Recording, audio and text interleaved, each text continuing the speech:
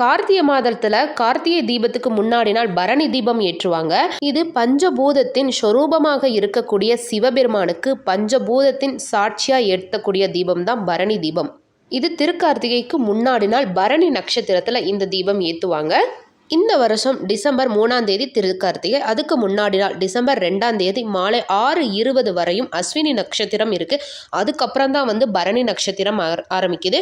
அப்போ நீங்கள் 6:20க்கு மேலே 5 விளக்குகள் ஏற்றி வழிபடணும். 5 தீபம் ஏன் அப்படின்னா சிவபெருமான் பஞ்சபூதத்தின் சொரூபமானவர், அதனால தான் 5 தீபங்கள் நம்ம ஏற்றுறோம். 2ஆம் தேதி மாலை 6:20க்கு மேலே ஒரு தட்டு இல்லாட்டி ஒரு மணப்பலகை எடுத்துக்கோங்க. அதை நல்லா சுத்தம் பண்ணி வச்சுக்கோங்க. அது மேலே 5 தீபங்கள் வச்சுக்கோங்க. 5 தீபத்தையும் மஞ்சள் குங்குமம் வச்சு நெய் விளக்காவும் நீங்கள் ஏற்றலாம். இல்லை நல்லெண்ணெய் தீபம் தான் ஏற்றணும் அப்படின்னாலும் தாராளமாக நல்லெண்ணெய் தீபமும் நீங்கள் ஏற்றிக்கலாம். இதை உங்களோட சுவாமி ரூமில் நீங்கள் அந்த 5 தீபத்தையும் ஏற்றி வைக்கலாம். இப்போ பரணி தீபம் அன்னைக்கு நீங்கள் விளக்கேற்றுறீங்க அப்படின்னா அதிலிருந்து